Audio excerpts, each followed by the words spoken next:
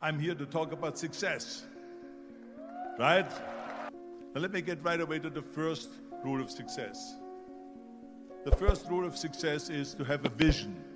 It's like you can have the best ship in the world, you can have the best airplane in the world. If the pilot or the captain doesn't know where to go, it would just drift around. It would not end up anywhere, or most likely in the wrong place. You see, if you don't have a vision of where you go, and if you don't have a goal where you go, you drift around and you never end up anywhere. So I was very fortunate that I stumbled onto my vision. I mean, as you know, I was born in 1947 in Austria after the Second World War. And I didn't really like Austria when I grew up. I couldn't see myself becoming a farmer or a worker in a factory or anything like that.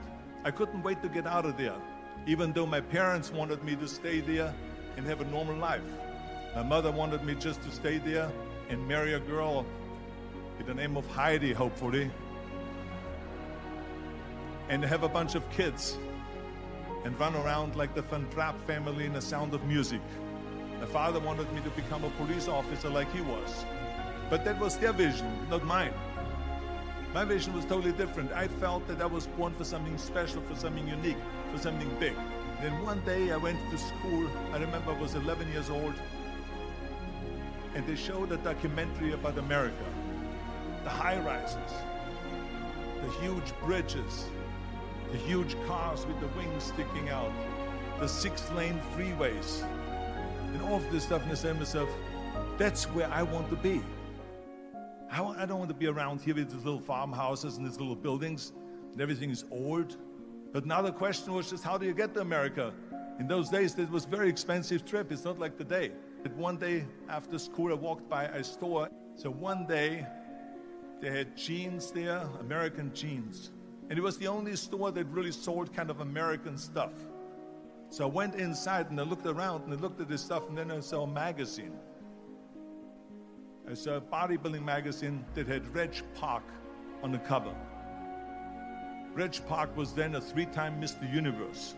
And on the cover it said how Reg Park, Mr. Universe, became the Hercules star. That's what the cover story was all about. How he trained, how he was working out in Leeds, England, in a factory town, how he worked out every day for 3-4 hours and became the strongest man of Europe, and how he won Mr. Europe and Mr. Great Britain, and then eventually Mr. Universe, and how he was discovered to play the starring role in Hercules. So I bought the magazine, I took it home and I read it over and over from the front page to the back. I read that and I said to myself, wow, this is the blueprint for my life. This is exactly what I want to do. I want to become a bodybuilding champion just like Reg Park. I want to get into movies just like Reg Park. And I want to make millions of dollars and be rich and famous just like Reg Park. I felt so blessed that I knew what I was doing. I knew where I was going, that I'm going to become this bodybuilding champion just like him. So it was just a question of, how do you do it? Do you know how great it felt that I knew where I was going?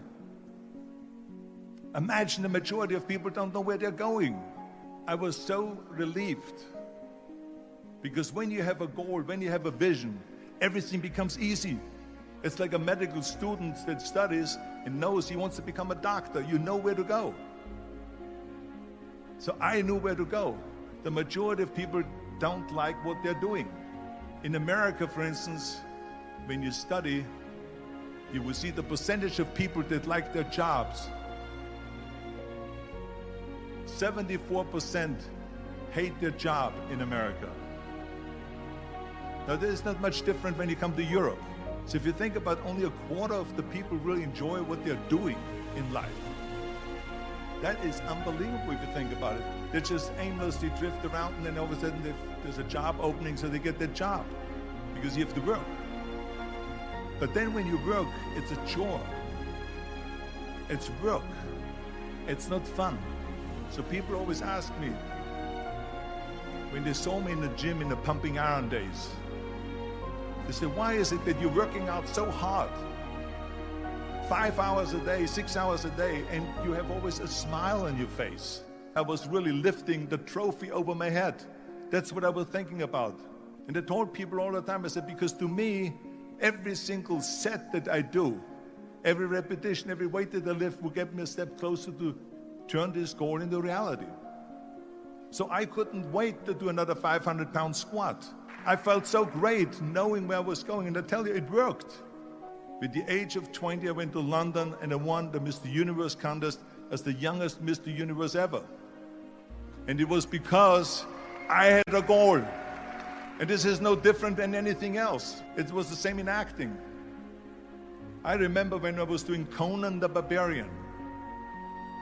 I was crawling on the rocks with a sword in my arm, crawling on all four. So after 10 takes, my elbows were bleeding and my knees were bleeding. And I'm so excited about this scene. And the director came to me and he said, Arnold, I'm so sorry that you have to go through this, but we need one more take. A close-up of you crawling with the sword towards the camera. Can you handle one more take?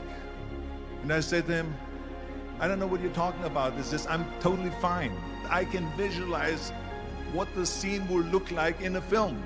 I was visualizing crawling up behind Falster Doom, which was played by James Earl Jones, and then rising up behind him and whack, cutting his head off.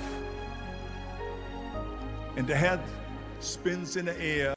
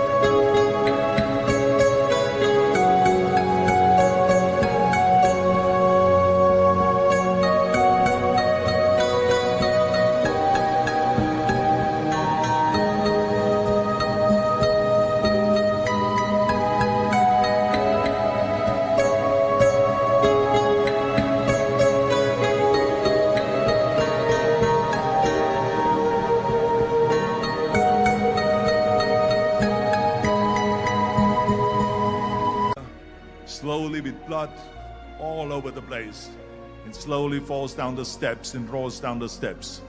That was what I was visualizing, and that was very important because he in the movie killed my parents, and he always said that flesh is stronger than steel. And I wanted to prove to him that no, steel is stronger than flesh. This is why it didn't matter if I had to do another 50 takes.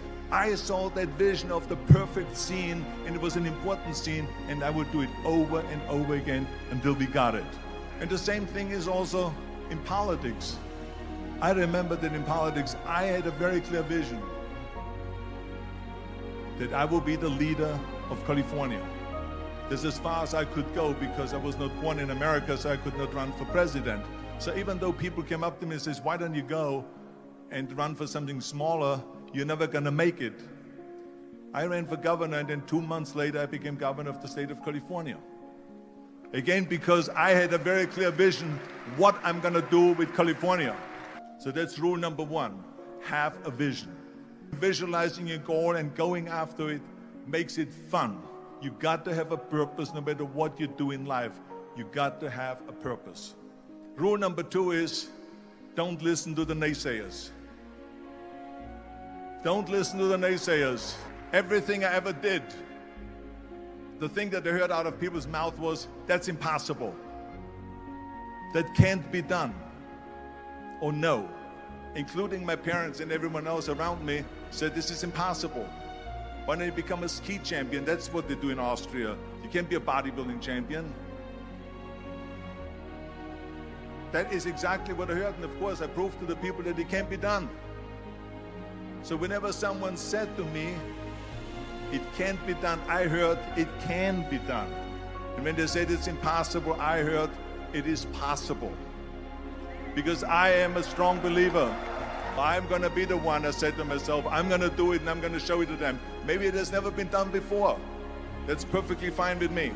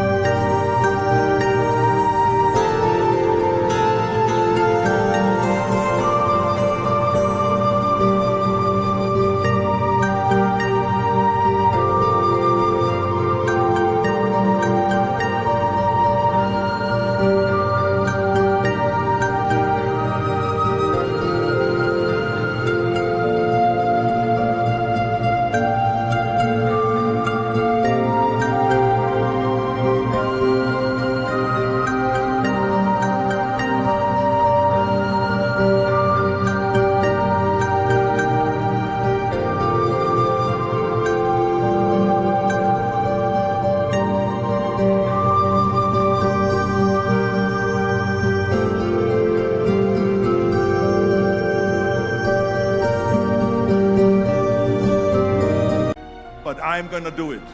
When I wanted to go to America, they said it's impossible. There's no money that you have to fly even over there. You have no money when you go over there to live with.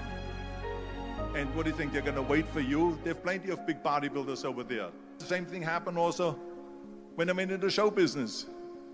Can you imagine? I was now a bodybuilder, I weighed 250 pounds. I won 13 world bodybuilding championships altogether. And now I said to the agent, the Hollywood agent, I want to get into movies. He said, that's funny, Arnold. I asked a studio executive, I say, I want to get into movies. I want to be a leading man. He started laughing. I said, why is it impossible? He says, because look at how big you are. You weigh 250 pounds. Hercules bodies and muscular bodies weighing 20 years ago. Arnold, this is the 70s. Do you know the sex symbols today? It's Al Pacino. He weighs 150 pounds. It's Dustin Hoffman. He weighs 146 pounds. And guess who else is a sex symbol? Woody Allen. Imagine, you go from studio executive to studio executive, from agent to agent, from manager to manager, and they all said exactly the same thing. Your accent. I said, your accent, I mean, it will go give people goosebumps. With the German accent. He says, no one in Hollywood ever has become a leading man that had an accent. Doesn't happen. People in America want to hear their actors talk like John Wayne, not like someone on Hogan's Heroes or something like that, some Nazi movie. It will get people the creeps. They will get scared. That's the kind of stuff that they heard. But you know something? I didn't give a shit.